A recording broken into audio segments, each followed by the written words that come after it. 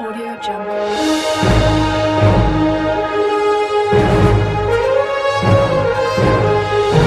Jungle. Audio Jungle.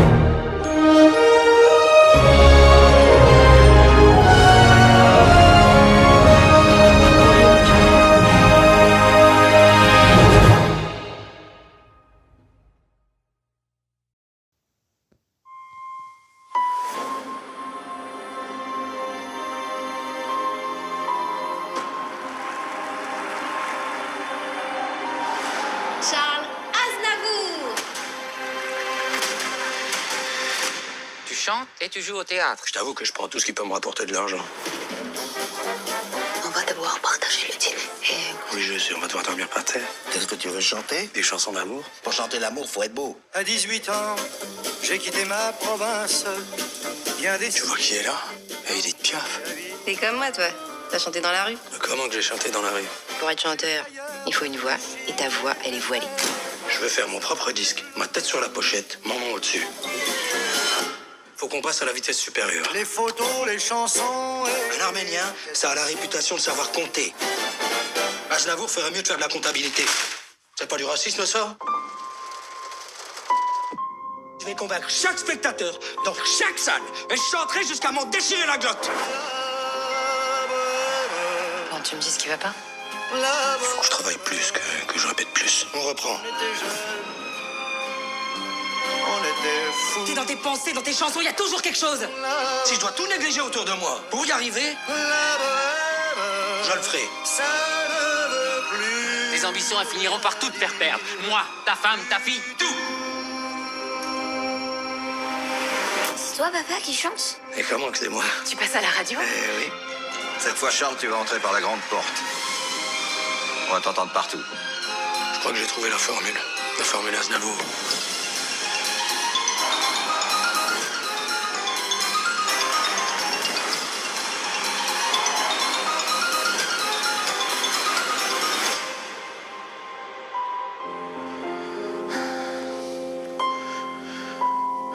Ce soir, je vis où je meurs.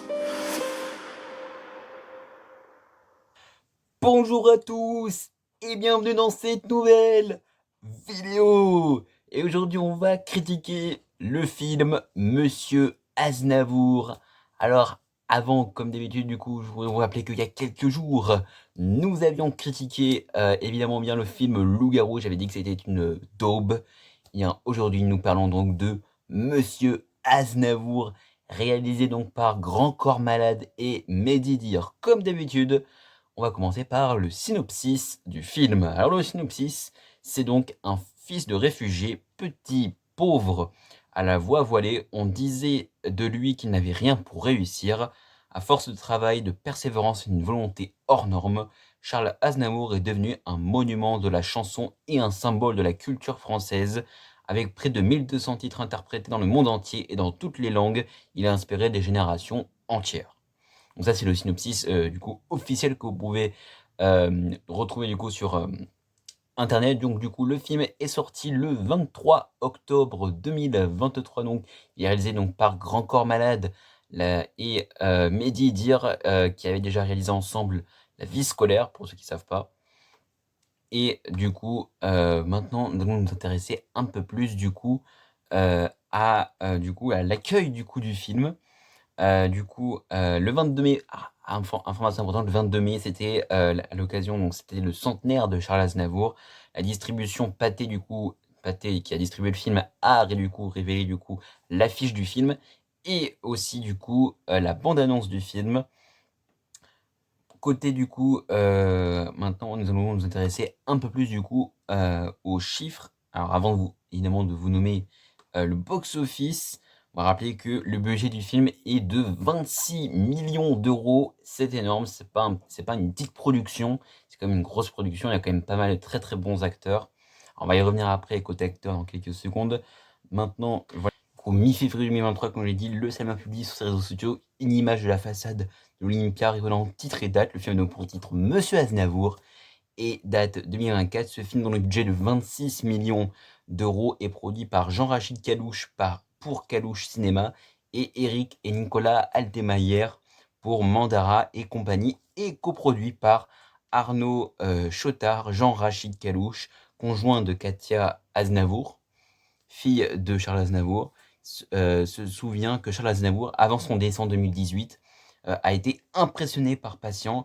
Et lorsque je lui avais dit que j'aimerais faire un film sur sa vie un jour, il m'avait dit tout de suite oui, raconte-t-il lors d'une interview pour Variety. En avril, du coup, le projet est validé par Michel Aznavour, fils de Charles Aznavour, qui déclare notamment: j'ai pu lire les premières versions du script, ce film est une bonne idée, j'en ai vraiment rien à redire.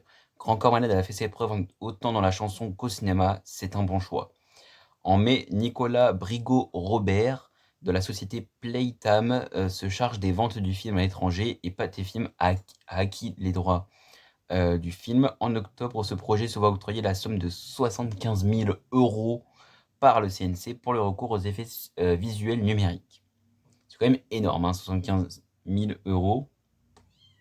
Donc voilà pour ce qui est du coup du côté production, du genèse du coup et développement.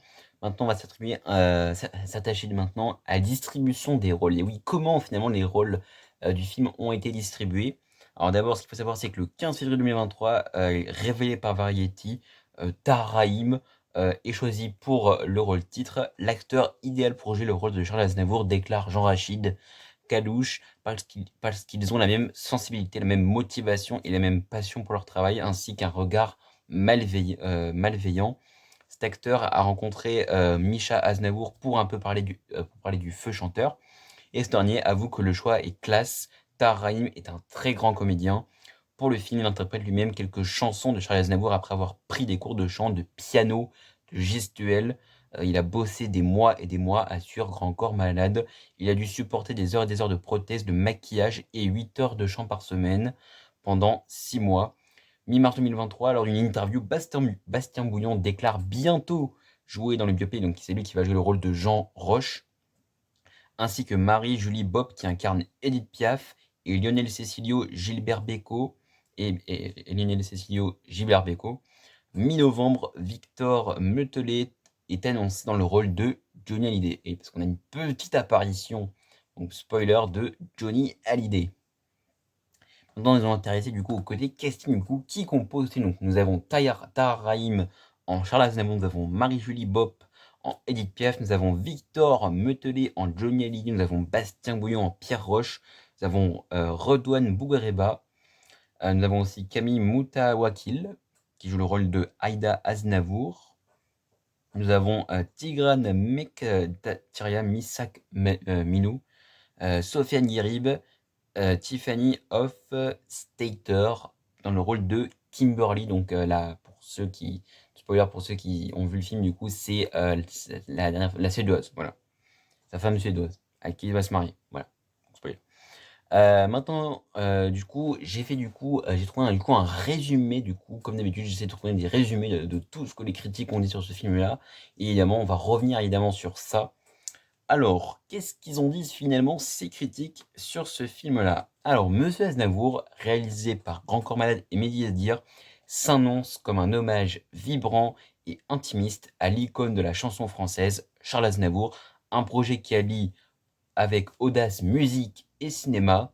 Grand Corps Malade et Yazdir, qui ont déjà exploré des thèmes forts de société dans des films comme Patient, oui, je l'ai pas précisé, ils ont déjà collaboré comme dans Patient et La vie scolaire, changent ici de registre pour s'attaquer à une légende de la musique en construisant un film où la mémoire et la poésie se mêlent.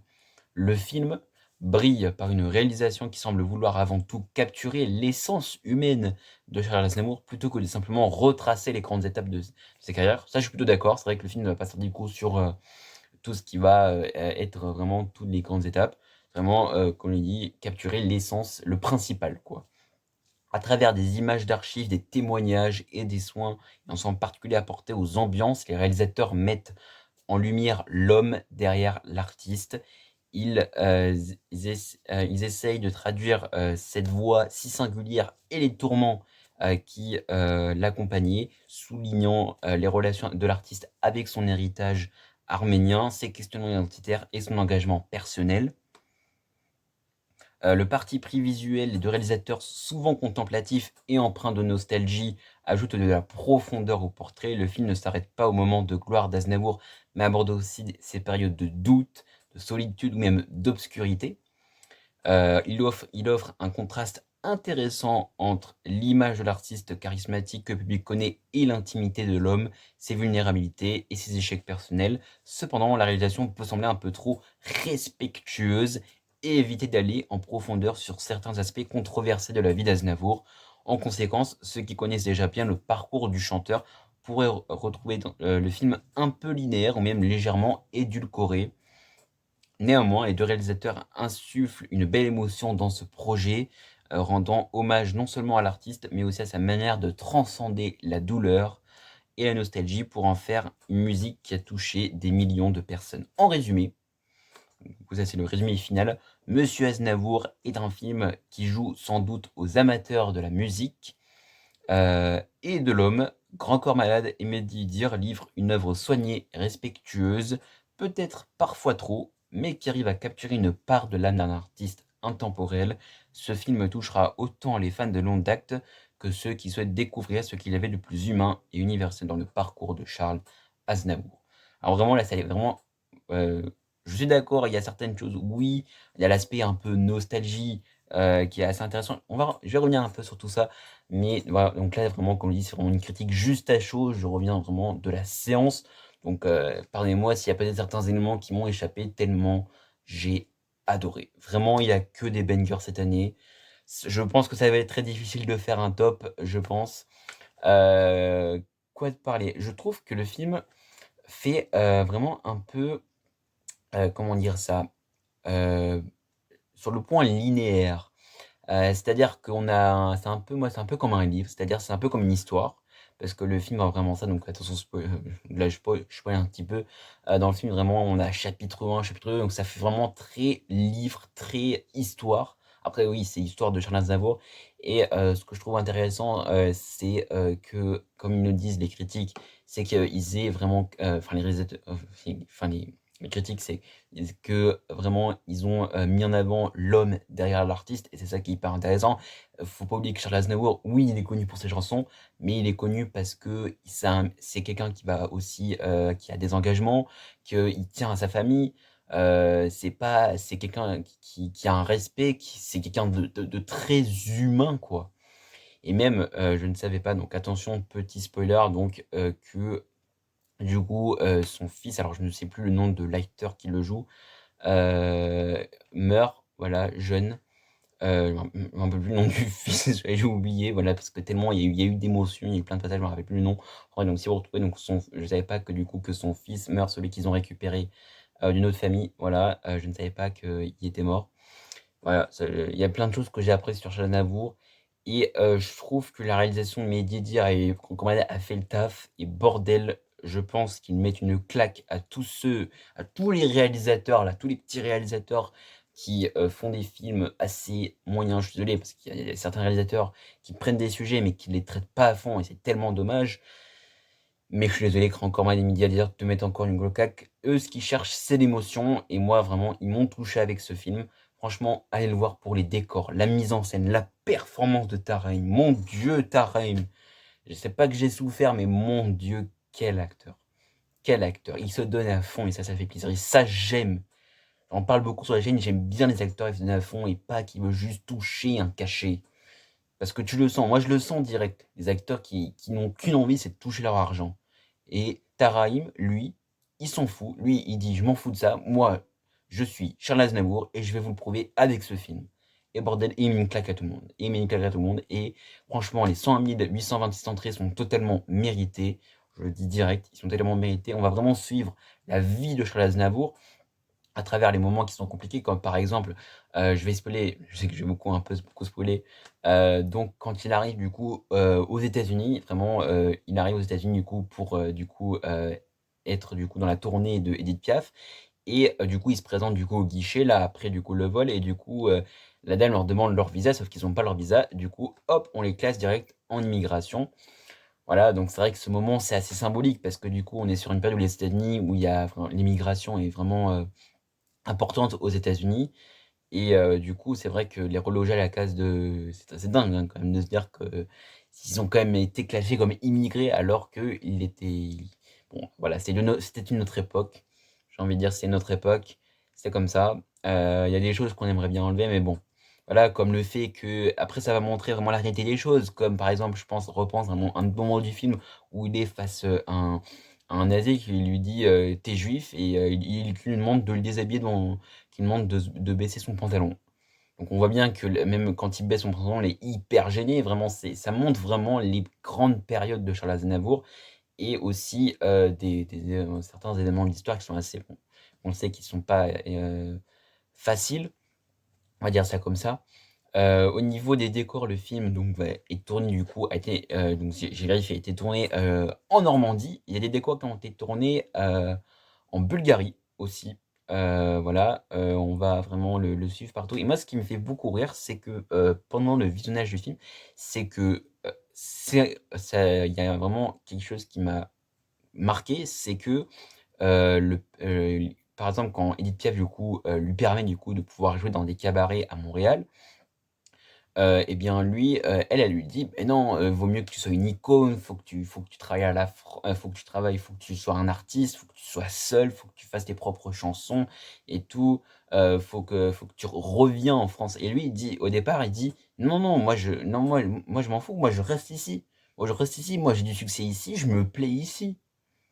Alors oui, on le sait, Edith Piaf, c'est une grande artiste, on va pas se mentir, mais c'est aussi quelqu'un de très particulier, on va pas se mentir aussi. On l'a bien, pour ceux qui ont vu le film, je pense que vous avez compris de quoi je veux vous parler.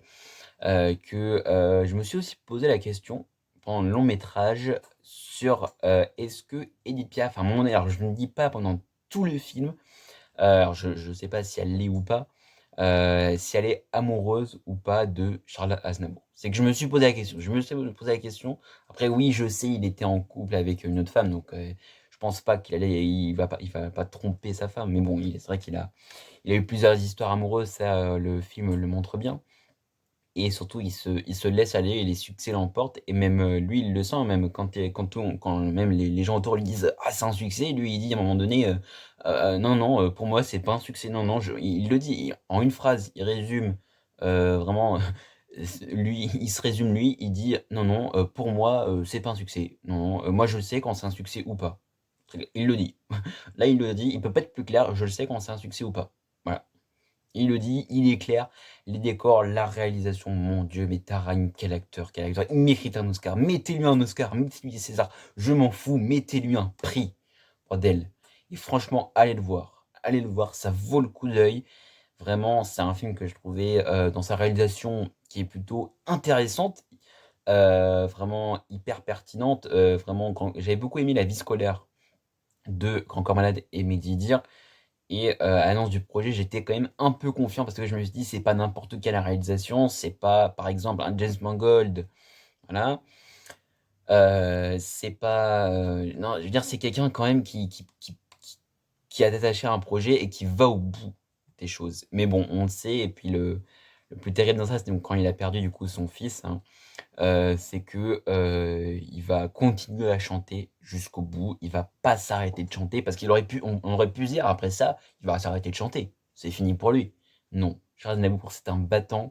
Et même, je me rappelle très bien une autre chose qui m'a aussi, pas vraiment choqué, mais disons marqué, et qui m'a fait aussi comprendre que vraiment il a ce sens humain de la famille. C'est que, bah, déjà il va donner l'argent à sa famille, l'argent qui lui peut lui servir pour faire sa tournée. Il dit: «Bah non, je vais donner à ma famille en a besoin».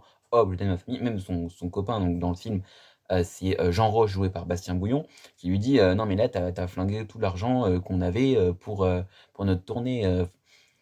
Enfin, pas tout l'argent, mais il lui dit: «Là, on a que pour un aller, on n'a pas là pour un retour».